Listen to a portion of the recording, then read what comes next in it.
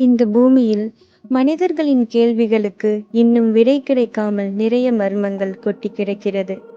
அதிலும் ஆழ்கடல் மர்மங்கள் இன்னும் பல. இந்த வரிசையில் மனிதர்களால் இன்னும் முழுமையாக ஆராயப்படாத கடலின் ஆழத்தில் மறைந்திருக்கும் ஒரு மர்மமான உலகம். பசிபிக் பெருங்கடல் அடியில் சுமார் 11 கிலோமீட்டர் ஆழத்தில் இருக்கும் இடம்தான் அது, மரியானா பள்ளம். இது பூமியின் மிகவும் ஆழமான இடம். இந்த இடத்தில் சூரிய ஒளி கிடையாது. கடுமையான குளிர் மற்றும் மனித உடலை நசுக்கும் அளவிற்கு நீர் அழுத்தம் இருந்தும் இந்த இடத்தில் உயிரினங்கள் வாழ்கின்றன. உலகின் மிகவும் உயரமான எவரெஸ்ட் மலையை இந்த பள்ளத்தில் வைத்தால் கூட இதன் ஆழத்திற்கு ஈடாகாது. இப்படி இவ்வளவு மர்மங்களை கொட்டிருக்கும் இந்த இடம்தான் இன்றும் ஆராய்ச்சியாளர்களிடையே பெரிய ஆச்சரியத்தை ஏற்படுத்துகிறது. உண்மையில் அங்கே உயிரினங்கள் வாழ்கின்றனவா? மனிதர்கள் அதன் அடிவரை சென்றார்களா? அனைத்தையும் இன்னும் விவரமாக காணலாம் வாங்க. மரியானா பள்ளம் இவ்வளவு ஆழமானது என்பதை விஞ்ஞானிகள் எப்படி கண்டுபிடித்தார்கள்?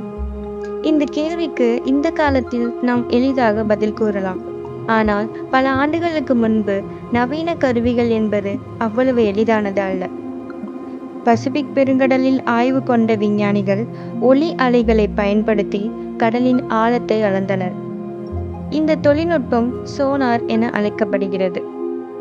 கப்பலில் இருந்து அனுப்பப்படும் ஒளி அலை கடலின் அடியில் மோதி திரும்பி வரும் நேரத்தை வைத்து அதன் ஆழம் கணக்கிடப்படுகிறது. இந்த அளவீடுகள் ஒரு அதிர்ச்சியான உண்மையை வெளிப்படுத்தின. இந்த பள்ளத்தின் ஆழம் உலகில் உள்ள எந்த கடல் பள்ளத்தை விடவும் அதிக ஆழமாக இருந்தது.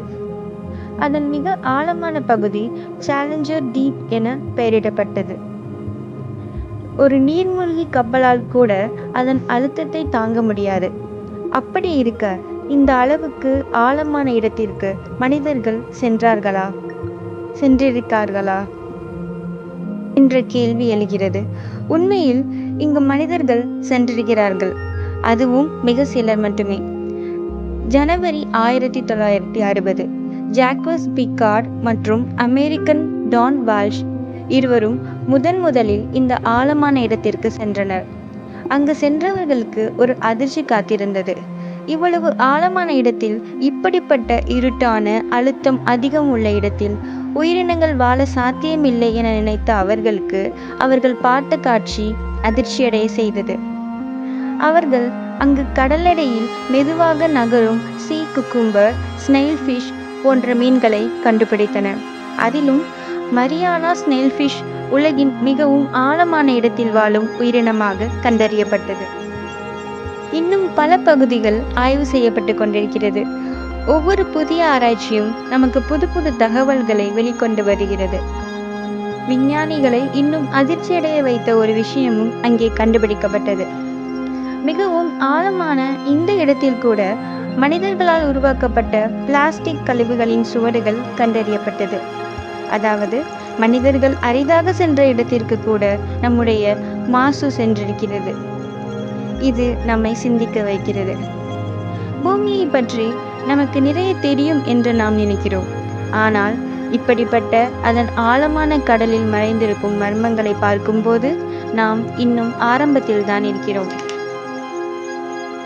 இது போல மர்மமான விஷயங்களை நீங்கள் தொடர்ந்து பார்க்கணும்னா சப்ஸ்கிரைப் பண்ணிக்கோங்க. இந்த வீடியோ எப்படி இருந்துச்சுன்னு கமெண்ட் பண்ணுங்க.